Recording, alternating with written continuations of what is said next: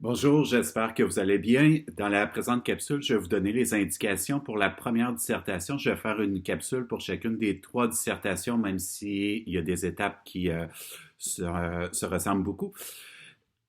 Première indication pour les dissertations en éthique, c'est des dissertations applicatives. Donc, juste pour vous situer avec le contexte, dans vos autres cours de philo, il y avait des modèles de dissertation qui étaient différents. En philo 1, c'est une dissertation argumentative. Il y avait un sujet, est-ce qu'il y a une vérité possible au niveau des jugements de valeur, par exemple. Et là, il s'agissait de prendre position, définir les concepts, montrer la problématisation et argumenter. Je simplifie beaucoup, ça ressemblait à ça. Deuxième cours de philo, conception de l'être humain, c'était un modèle de dissertation comparative. Donc, il s'agissait de comparer deux conceptions de l'être humain sur un sujet ou un thème. Par exemple, est-ce que l'être humain est fondamentalement libre de devenir qui il veut? Comparer les conceptions, par exemple, de Nietzsche d'un côté avec les pulsions et de Sartre avec les projets de vie de l'autre côté. Troisième cours de philo, éthique, donc celui-ci, c'est une dissertation qui est applicative. Ce que ça signifie, c'est qu'il s'agit d'appliquer des théories éthiques à des problèmes. Donc, vous allez vous trouver dans les documents que je vous ai envoyés par Mio pour les dissertations, les sujets. Donc, si vous prenez le premier sujet, celui avec la mise en situation avec Anatole et sa demi-sœur, où il s'agit d'expliquer et d'appliquer deux théories éthiques, l'utilitarisme et l'éthique du devoir de Kant. Qu'est-ce qu'il s'agit de faire? Il s'agit premièrement, dans le paragraphe d'intro, de montrer qu'on est vraiment face à un problème éthique ou un dilemme éthique.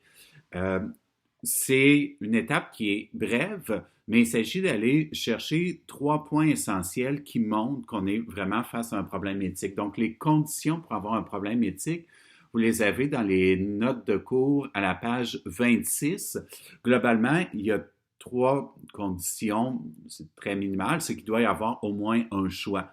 S'il n'y a pas de possibilité de choisir, on n'est pas face à un problème éthique, on est face à un drame, face à une tragédie, face à quelque chose d'accidentel. C'est autre chose qu'un dilemme éthique. Donc, il doit y avoir un choix. Donc, dans le paragraphe d'intro, c'est juste d'identifier les choix. Et si vous faites la lecture des problèmes, des problèmes éthiques ou des sujets éthiques que je vous ai transmis, l'identification des choix est très claire, très facile. Ensuite, il s'agit d'identifier qu'il y a un conflit potentiel entre des valeurs positives, défendables, pour chacun des choix. Donc, la façon que ça se traduit dans la dissertation, il s'agit tout simplement d'identifier qu'est-ce qu'on valorise si on prend le premier choix et qu'est-ce qu'on valorise si on prend le deuxième choix. Et ensuite, dernière condition, pour qu'il y ait un problème éthique, c'est que ça doit engendrer des conséquences significatives, des conséquences importantes. Donc, ce qu'il s'agit, c'est d'identifier tout simplement au moins une conséquence importante qui découle du fait d'opter pour un choix plutôt qu'un autre. Ça, c'est pour le paragraphe d'intro. Donc, vous avez les explications, page 26. Il y a un exercice aussi dans vos notes de cours à la page 27, tout de suite après. Mais si vous voulez voir un exemple, ce que ça donne, vous pouvez regarder l'exemple que je vous ai fait de mise en application de la théorie de Kant, page 40 et la page suivante, 40-41. Dans ces pages-là, vous avez un problème éthique avec un exemple d'application. Donc, paragraphe d'intro, il s'agit tout simplement d'identifier ces éléments-là. Ensuite, il s'agit pour la première dissertation, d'expliquer et d'appliquer l'éthique du devoir de Kant selon ses critères et ensuite expliquer et appliquer l'éthique utilitariste au problème. Étant donné que normalement en session, on ferait des exercices, on les travaillerait ensemble, je pourrais regarder vos considérations, je pourrais regarder ce que vous avez fait. Donc, il y aurait quelque chose de plus rassurant, disons, au travers de ces pratiques-là. Là, le contexte fait en sorte que il n'y a pas ces possibilités d'échange-là, ou en tout cas, c'est pas aussi fluide. Ce que je vais faire, c'est que pour la première dissertation, en même temps que je vous donne les indications, je vais vous suivre pas à pas avec ce qu'il y a à faire pour la première dissertation. Donc, en même temps, au niveau des attentes, je m'attends à ce que vous puissiez bien la faire parce que dans ce qui suit, je vais vous guider. Donc, si vous prenez en parallèle le document que je vous ai envoyé euh, en pièce jointe par Mio et que vous trouvez aussi en PDF sur la même page où il y a un petit peu plus haut, là, sur la même page où il y a les vidéos. C'est le fichier qui s'appelle, dans le fond, Application Utilitaris, Kant et Anatole. Donc, dans la mise en situation, je vous laisse lire la mise en situation. Globalement, vous allez voir, c'est un individu étudiant au cégep qui s'appelle, Anatole. Il y a une demi-sœur, Gertrude. Leurs parents décèdent et il est face à un choix. Globalement, je simplifie là. Soit il prend en charge sa demi-sœur, mais ça a des implications pour lui, ou soit il ne la prend pas en charge et il la confie à un de ses oncles. Il y a 2 oncles dans le problème qui sont envisageables, qui sont là comme option. Donc, paragraphe d'intro, quels sont les choix? On peut tout simplement les résumer entre 2 choix, et un des choix pourra se subdiviser. Soit il prend en charge sa demi-sœur, soit il ne la prend pas en charge. S'il ne la prend pas en charge, c'est qu'il la confie soit au premier des oncles qui est mentionné, ou soit au deuxième des oncles qui est mentionné. Donc, paragraphe d'intro, les 2 choix, c'est tout simplement ça.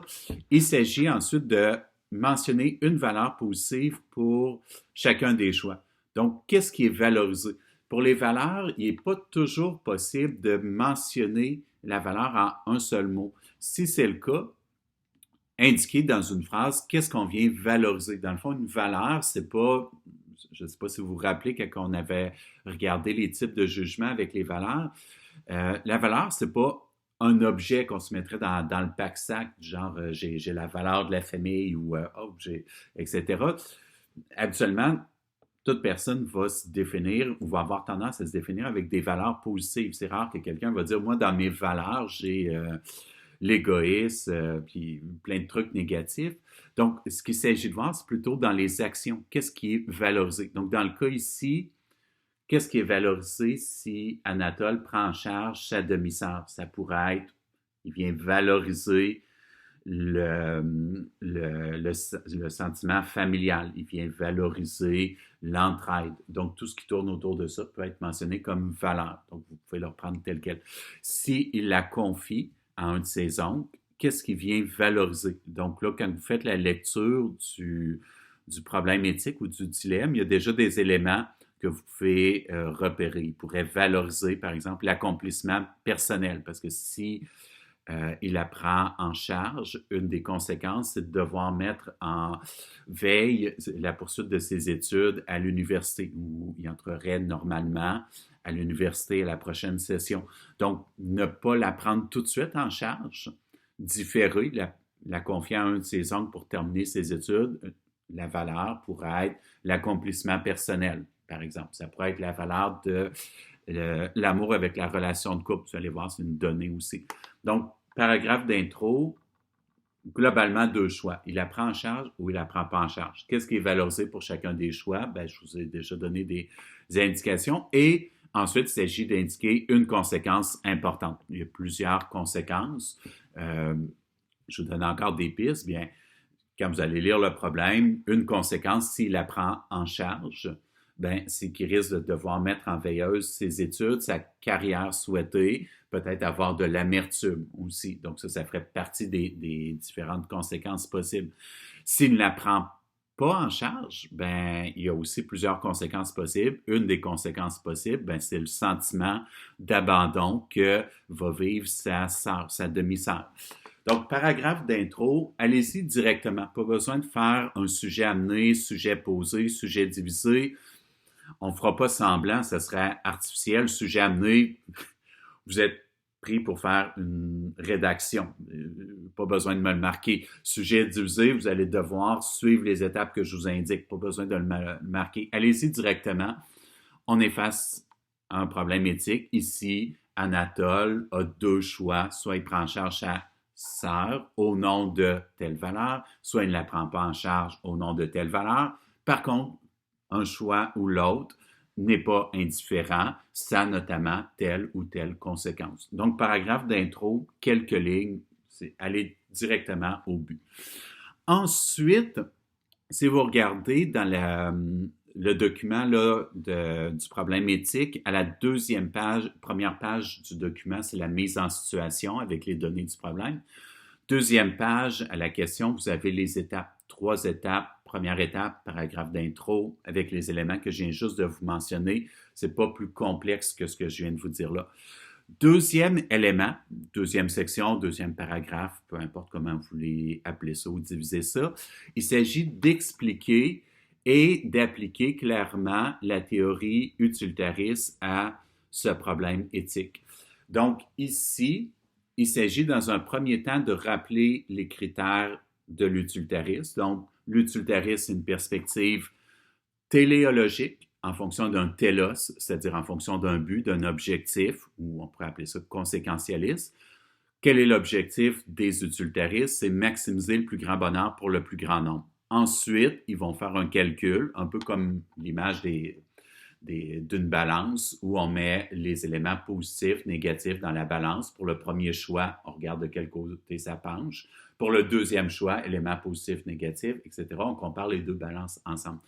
En faisant ça, il s'agit de considérer tout être vivant qui a la capacité à ressentir. Donc, dans le problème éthique, il s'agit d'identifier qui va subir les conséquences du choix d'Anatole. Donc, il y a Anatole lui-même, il y a sa copine, que vous voyez le profil dans la mise en situation. Il y a évidemment sa demi-sœur, Gertrude. Il y a aussi les deux oncles, selon qui leur confie ou qui ne leur confie pas la demi-sœur.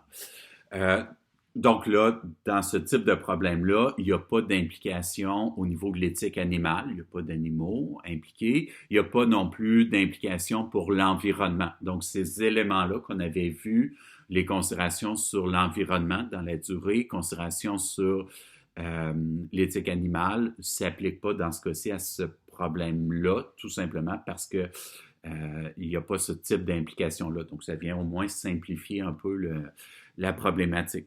Donc, il s'agit de voir, ensuite, ce que je vous demande de faire, c'est de voir l'ensemble des conséquences pour chacun des deux choix. Donc, si il prend en charge ou ne prend pas en charge sa demi-sœur, quelles sont les conséquences possibles, crédibles, probables, quelles sont leurs durées, sur combien de temps ça va s'étendre, c'est chacune de ces conséquences-là, combien de personnes vont être affectées et surtout aussi l'intensité de chacune de ces conséquences-là. Donc, pour chacun des éléments que vous identifiez, vous regardez l'étendue, combien de gens sont touchés, vous regardez la durée et vous regardez aussi, surtout, l'intensité de chacun de ces éléments-là. Donc, en identifiant tous les éléments avec durée, étendue, intensité pour les choix, s'il la prend en charge, s'il ne la prend pas en charge. Et dans ce cas-ci, s'il ne la prend pas en charge, on peut regarder les deux possibilités, chacun des deux oncles aussi. Si on fait l'inventaire de ces conséquences-là, il s'agit ensuite d'en tirer comme conclusion ou comme somme du calcul, finalement, quelle serait l'option privilégié par un utilitariste? Quel serait le conseil qu'un utilitariste donnerait à Anatole face à cette situation-là? Est-ce qu'il doit la prendre en charge ou la confier à un des deux oncles? Et s'il la confie à un des deux oncles, lequel des deux? Donc ça, c'est pour l'application de la théorie utilitariste. Remarquez que dans ce cas-ci, l'explication de la théorie utilitariste devrait vous donner un développement assez bref. Ça va surtout être l'application qui va être plus développée parce que c'est dans l'application qu'on voit l'identification, l'énumération des éléments, les considérations sur l'intensité. Une fois que ça c'est fait, troisième étape et dernière étape pour cette dissertation-là sur ce sujet-là. Donc, troisième élément qui est noté à la page 2 aussi là, du document que je vous mentionnais, donc de dissertation, de mise en situation, il s'agit d'expliquer et d'appliquer la théorie de Kant, donc l'éthique du devoir de Kant à ce problème-là. Donc là, vous reprenez les deux choix que vous avez mentionnés dans votre paragraphe d'intro, donc ça reste les mêmes options, là. Soit il prend en charge ou soit il ne la prend pas en charge. Première étape pour appliquer l'éthique de Kant, il s'agit de reformuler les deux choix sous forme de règles d'action. Faire comme si ça devenait des règles d'action ou des devoirs à tester. On ne sait pas encore si ça va être retenu comme des devoirs pour un kantien, mais il s'agit de faire comme si on les formulait sous forme de devoirs pour ensuite valider. Donc, il peut la prendre en charge va devenir on doit prendre en charge une demi-sœur. Et là, il y a différentes possibilités de formulation. Vous pouvez formuler de façon très générale avec une formulation du type on doit venir en aide à une sœur ou on doit venir en aide à un membre de la famille. Vous pouvez contextualiser légèrement, c'est-à-dire sans entrer dans un détail spécifique. Vous pouvez, si vous utilisez une des deux alternatives, vous pouvez amener une précision sur le type de situation, du genre on doit venir en aide à un membre de la famille dans le besoin. Donc là, il y a une précision un peu plus. Et option inverse, on ne doit pas. Et là, vous formulez. Donc, de façon générale, mais de telle sorte que ça puisse s'appliquer à la situation, mais en restant général. Ensuite, vous prenez chacun des choix que vous avez reformulés sous forme de règles d'action pour valider et vous prenez la première option, supposons, on doit venir en aide à une sœur ou on doit venir en aide à un membre de la famille dans le besoin. Et il s'agit de voir est-ce que ça passe chacun des critères, chacun des filtres de Kant. Donc, premier filtre, premier critère, universalisation. Qu'est-ce qui se passe si on imagine que tout le monde doit suivre cette règle-là, que tout le monde doit aider un membre de la famille dans le besoin? Si tout le monde devait le faire, est-ce que c'est impossible? Fort probablement que non. Est-ce que ça détruit l'humanité? Clairement pas. Est-ce que c'est contre les intérêts fondamentaux de l'humanité? Probablement pas non plus. Deuxième filtre, est-ce que ça cache des mauvaises intentions? La naturalisation, si tout le monde devait aider des membres de la famille dans le besoin. Et troisième filtre, réversibilité, si on était à la place de l'autre membre de la famille dans le besoin, est-ce qu'on se sentirait offusqué qu'on applique cette règle-là, dans ce cas-ci, qu'on nous vienne en aide? Donc, fort probablement que vous devriez arriver à une conclusion que ce type de règle d'action-là passe au travers des trois filtres. Il s'agit de faire la même chose avec l'autre règle d'action, contraire. On ne doit pas préciser votre règle d'action. Vous validez au travers des trois et vous regardez est-ce qu'il y a un conflit entre deux devoirs. Je vous donne l'indication, fort probablement.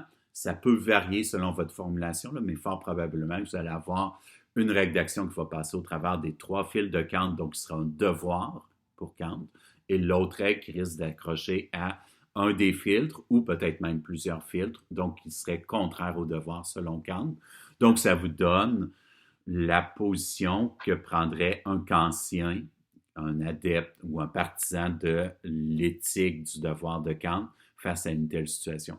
Donc, je reprends pour la mise en situation avec Anatole et sa demi-sœur Gertrude. Ce que vous avez à faire dans le texte, paragraphe d'intro, c'est tout simplement identifier ce qui est valorisé pour chacun des choix et identifier au moins une conséquence importante qui montre que c'est pas anodin d'opter pour un choix plutôt qu'un autre. Donc, il y a réellement un enjeu éthique au travers de choix de valeurs qui porte à conséquence, donc qui va changer quelque chose. Ensuite, il s'agit de voir que conseillerait un utilitariste. Pour le voir, il s'agit de développer le calcul utilitariste, donc c'est dans le développement du calcul que L'élaboration devrait surtout se faire ici en identifiant l'ensemble des éléments, des conséquences, durée, intensité, étendue. Ensuite, il s'agit de faire la même chose du point de vue d'un partisan de l'éthique du devoir de Kant. Donc, ici, l'explication de l'éthique du devoir de Kant, vous pouvez la faire en même temps que vous l'appliquez, c'est-à-dire au fur et à mesure que vous passez au travers des 3 filtres, vous pouvez les appliquer. Donc, quand vous regardez premier filtre, universalisation, ben, vous résumez en quoi consiste l'universalisation, c'est quoi les 3 cas où l'universalisation doit être rejetée. Ensuite, même chose, vous passez au travers du filtre naturalisation, vous expliquez c'est quoi, qui s'ajoute dans le fil de la naturalisation par rapport à l'universalisation. Et ensuite, vous passez au travers du 3e filtre, la réversibilité, vous expliquez c'est quoi la réversibilité ou le principe pratique. Une fois que ces étapes-là sont faites, vous n'avez pas besoin de formuler de conclusion. Ce n'est pas nécessaire pour cette première dissertation-là. Ce ne sera pas nécessaire pour les autres non plus, d'ailleurs. Donc, ça devrait vous donner un texte en 3 sections. Je ne regarderai pas le nombre de mots. Si vous voulez quand même avoir un ordre de grandeur, fort probablement que ça devrait être autour des 600-700 mots. Il n'y a pas la prise de position personnelle. Avec la prise de position personnelle, habituellement, on monte au-dessus des 900 mots. Mais je vous mentionne le nombre de mots seulement si vous posez la question comme ordre de grandeur.